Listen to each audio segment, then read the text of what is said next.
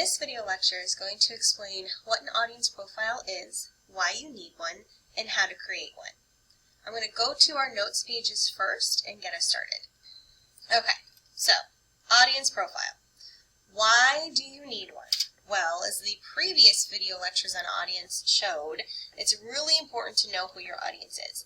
So building an audience profile allows you to guess at who your audience is, because remember, you don't always know. Yes, in class, literally your audience is your instructor and your classmates, but in real life, that's not true. It could be your coworkers, it could be your boss, it could be some unknown group of people out in public. But you do need to try to guess at who that would be. And it allows you to identify the audience's characteristics. This is important because knowing the audience and knowing the characteristics of your audience allows you to change your language, vocabulary, and tone to meet the needs of that specific audience. And I cannot type it all today.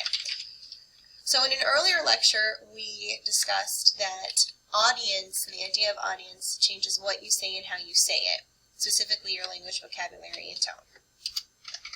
Okay then, so what is an audience profile? That's the next important question. An audience profile is simply your summary, I guess, is a good way to put it. So it's a summary of the audience's characteristics. Whoops. Characteristics. I'm going to scroll down here so that you can see everything. And this is something that is created before you begin writing. Alright, there are 4 key parts to the audience profile. So let's begin by looking at the first one. So before I can begin tailoring my writing to my audience, I need to know exactly who I'm talking to. And the first component of the audience profile, the first thing to consider to help me figure out who my audience is my audience demographics. What characteristics make up this audience? How old are they? How much money do they make? What do they do for a living? Where do they live? What's their education like? Are they male or female? All of these things influence the way that people view various topics and the way that people would view what you have to say. So let's go back to our notes pages here. Okay. So the demographics is the specific characteristics of a group of people, which includes age, religion, race, gender, economic status. What else did we say on the other page? Education, and other things like that.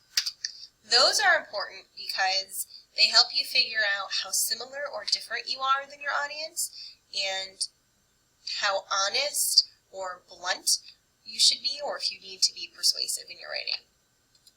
The second part of the audience profile is knowledge. It's simply how much does your audience know. So think about your topic that you're writing about and try to determine how much you suspect your audience will know about the topic.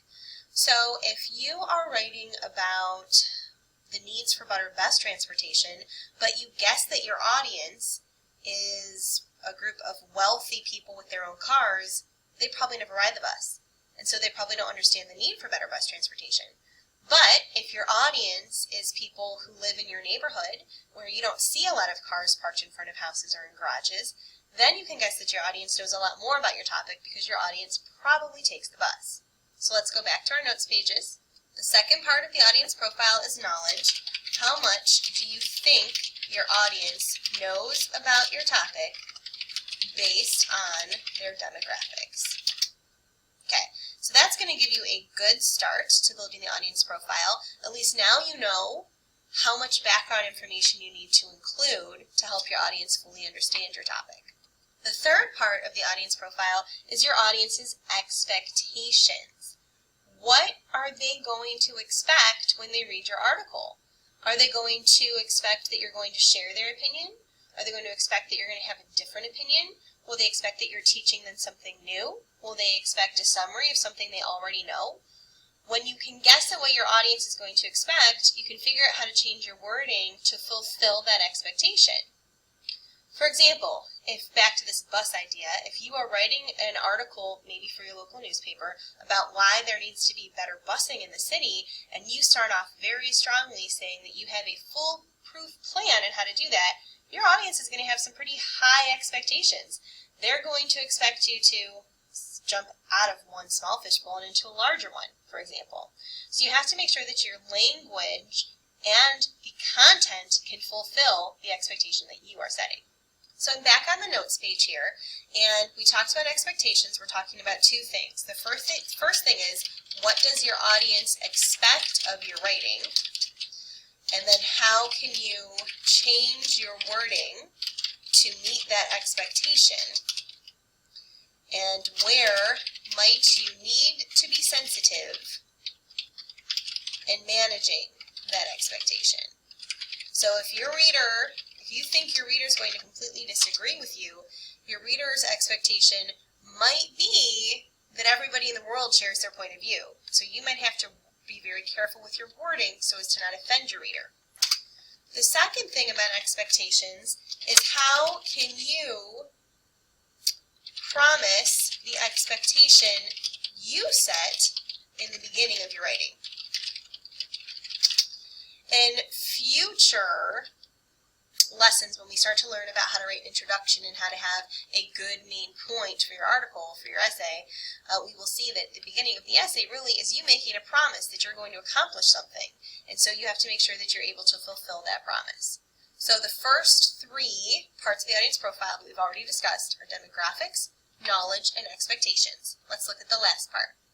The last part of the audience profile is purpose, both your own purpose in writing, what you are trying to accomplish, and how you're going to get that purpose across to your readers, and what do you want the readers to do with the information that you are giving them.